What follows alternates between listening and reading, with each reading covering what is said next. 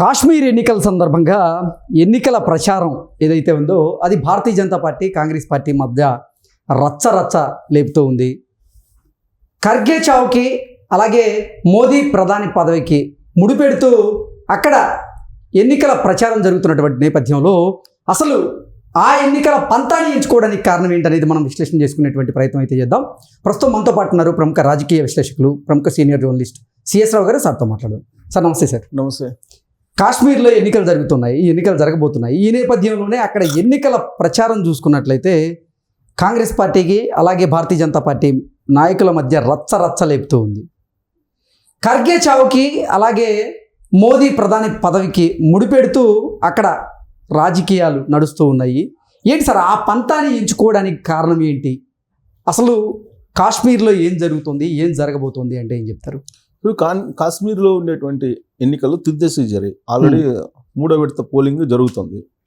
అయితే ఈ సందర్భంగా అక్కడ జరిగినటువంటి రాజకీయపరమైన రచ్చన కనుక మనం గమనిస్తే కనుక అటు బీజేపీ అండ్ కాంగ్రెస్ పార్టీ రెండు నేషనల్ పార్టీలు దిగజారుడు స్థాయిలో ప్రచారం చేయడానికి తెగబడ్డాయని చెప్పేసి మనం అనుకోవచ్చు. హుందాతనం అనేది లేకుండా పోయింది అని చెప్పొచ్చు. కాశ్మీర్ విషయంలో ప్రధానంగా అక్కడ చర్చకు రావాల్సినటువంటి అంశాలు ఏంటి? టెర్రరిజం, ఉగ్రవాదం మీద రావాలి, 370 మీద రావాలి, ఆ రాష్ట్రానికి రాష్ట్ర హోదా ఎప్పుడు ఇస్తారనేది రావాలి, వీటి మీద రావాలి.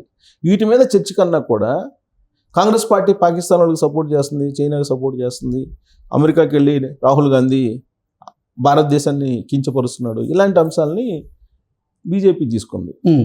ఇక ఖర్గే ఏఐసిసి అధ్యక్షుడిగా ఉన్నాడు. ఆయన అయితే ఏకంగా ఆయన ఏదో క్యాజువల్గా అన్నటువంటి ఒక వ్యాఖ్యని ఇప్పుడు బీజేపీ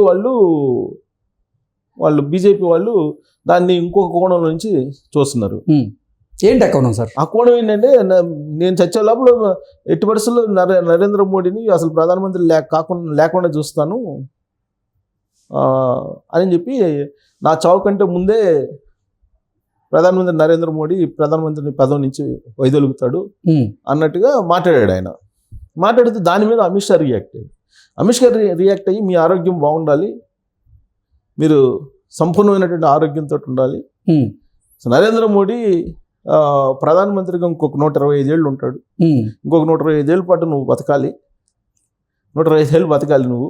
అంటే 125 ఏళ్ళ దాకా ప్రధానమంత్రిగా నరేంద్ర మోడీ ఉంటారు, ఆయనకి వయసు 125 వచ్చేదాకా నువ్వు కూడా 125 ఏళ్ళు బతకాలి. 2047 వికసిత్ భారత్ ఏదైతే ఉందో నువ్వు దాన్ని చూడాలి, అప్పుడు దాకా ఆరోగ్యంగా సంపూర్ణంగా ఉండాలని చెప్పేసి ఖర్గేకి వీళ్ళు ఒక పోటు పొడిచారు. అంటే భారతీయ జనతా పార్టీ వ్యూహంగా భావించవచ్చా సార్? ఎందుకంటే ఈ మాట అంటున్నానంటే, ఖర్గేని అడ్డం పెట్టుకొని మరికొన్నాళ్ళు ప్రధాని పదవిలో మోదీయే కొనసాగబోతున్నారు అని అమిత్ షా క్లారిటీ ఇచ్చేటువంటి ప్రయత్నం చేశాడా అంటే ఏం చెప్తారు? ఖచ్చితంగా దీంట్లో ఆ కోణం ఉంది. ఇప్పుడు ఆ ఖర్గే అన్నటువంటి వ్యాఖ్యలని వీళ్ళకి అనుకూలంగా మలుచుకున్నారనేది చాలా క్లియర్ కనపడుతుంది. ఎందుకంటే నరేంద్ర మోడీ గారు బీజేపీ రాజ్యాంగం ప్రకారం 75 సంవత్సరాలకి ఆయన వైదొలగాలి.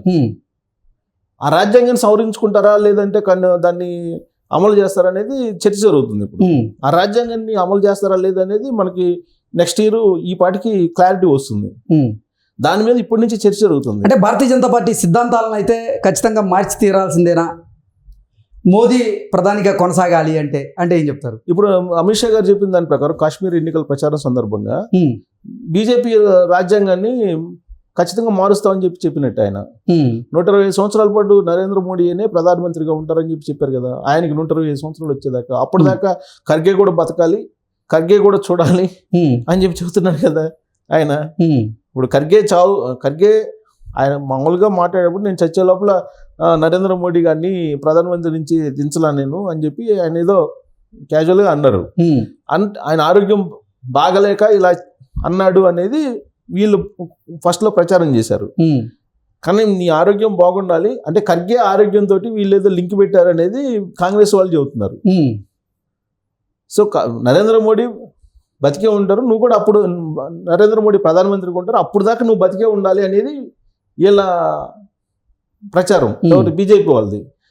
సో వాళ్ళేంటి ఆరోగ్యం బాగలేదు ఖర్గేకి అనేది చెప్పేటువంటి ప్రయత్నం చేస్తున్నారు వీళ్ళు అనేది ఇంకొక కోణం. అట్టగాదు, అసలు బీజేపీ రాజ్యాంగాన్ని మార్చేసి పర్మనెంట్గా నరేంద్ర మోడీయే ప్రధానంగా కొనసాగుతారు. ఉంటారని చెప్పి సంకేతాలు కాశ్మీర్ వేదికగా చేసుకొని అమిత్ షా ఇచ్చాడనేది ఇంకొక యాంగిల్. ఇట్లా రకరకాల యాంగిల్ తోటి ఇది రచ్చగా మారింది. అక్కడేమో ఆల్రెడీ ఎన్నికలు అయిపోతున్నాయి, 3వ విడత ఎన్నికల పోలింగ్ కూడా జరుగుతుంది. సో అక్కడ కాంగ్రెస్ బీజేపీ ఇప్పుడు ఇలాంటి చర్చను తీసుకురావడం అనేది ఒక పెద్ద అంశంగా మారింది అక్కడ. అంటే బీజేపీలో కూడా అంతర్గతంగా చర్చకు బీజం వేసింది ఇది. యాక్చువల్గా ఏంటి, మోహన్ భగవత్ ఆర్ఎస్ఎస్ చీఫ్, తర్వాత నరేంద్ర మోడీ ఇద్దరు కూడా బీజేపీ రాజ్యాంగం ప్రకారం, ఆర్ఎస్ఎస్ రాజ్యాంగం ప్రకారం 75 సంవత్సరాలు నిండిన తర్వాత ప్రత్యక్ష ఎన్నికల్లో, ప్రత్యక్ష రాజకీయాల్లో ఉండకూడదు. ఇది అందరికీ వర్తించింది. ఆ సాగు చూపించే కదా లాల్ కృష్ణ అద్వానీకి, మురళీ మనోహర్ జోషికి, వెంకయ్య నాయుడు గారికి అందరికీ దాన్ని ఇంప్లిమెంట్ చేశారు. మరి నరేంద్ర మోడీ గారి దగ్గరికి వచ్చేటప్పటికి దాన్ని ఇంప్లిమెంట్ చేస్తారా, చెయ్యరా, దాన్ని సవరిస్తారా అనేటువంటి చర్చ జరుగుతుంది. ఇలాంటి సందర్భంలో ఈ మధ్య ఇండియా టుడే కాంక్లేవ్లో గడ్కరీ కూడా ఒక మాట అన్నారు, నేను ప్రధానమంత్రి పదవి నాకు అవసరం లేదు, నాకు ఆలోచన లేదు అని చెప్పి ఆయన కూడా ఒక మాట అన్నాడు. మీరు ప్రధానమంత్రి పదవి రేసులో ఉన్నారంటే ఆల్రెడీ ఈ ఎన్నికలు 2024 ఎన్నికలకు ముందే ఈ ప్రస్తావన వచ్చింది, కానీ నేను ఎప్పుడు దాన్ని ఆశించలేదు, ఇప్పుడు కూడా నేను ఆశించట్లేదు అని చెప్పాడు ఆయన. అసలు ఆ ప్రశ్న ఎందుకు అడిగారు ఇండియా టుడే కాంక్లేవ్ అంటే దీనికి కారణం ఇదే. బహుశా నేను అనుకోవడం అది జాతీయ స్థాయిలో చర్చ జరిగింది. దానికి పుల్ స్టాప్ పెడుతూ కాశ్మీర్ ఎన్నికల సందర్భంగా ఖర్గే భుజం మీద తుపాకీ పెట్టి బీజేపీలో ఉన్నటువంటి ఇలాంటి ప్రచారాన్ని కాల్చేశాడు అమిత్ షా అని చెప్పి అనుకోవచ్చు. దానికి కంక్లూజన్ తీసుకురావాలంటే కనుక అంటే ఇన్ని కోణాలు ఉన్నాయి అక్కడ. అంటే ఈ సందర్భాన్ని వాళ్ళకి అనుగుణంగా మార్చుకొని వాళ్ళు నిజంగా అంటే రానున్న రోజుల్లో కూడా ప్రధాన అభ్యర్థిగా మోదీయే కొనసాగబోతున్నాడు భారతీయ జనతా పార్టీ నుంచి అని క్లారిటీ ఇచ్చేసారు. అమిత్ షా చాలా క్లారిటీ ఇచ్చాడు. 120 సంవత్సరాలు ఉంటాడని చెప్తున్నాడు. ఏకంగా 125 సంవత్సరాలు ఉంటాడు. 2047 అనేది వికసిత భారత్ మనం చూడబోతున్నాం. ఆ 2047 వికసిత భారత్ నరేంద్ర మోడీ గారి వల్లనే సాధ్యము, దాన్ని మనం చూడబోతున్నాం, నువ్వు కూడా చూడు అప్పుడు దాకా బతికి అని చెప్పి ఖర్గేకి పూర్ణ ఆయురారోగ్య ఐశ్వర్యాలతో ఉండాలి అని చెప్పి ఆయన ఆశీర్వాదం కూడా ఇచ్చాడు. ఎవరు? అమిత్ షా.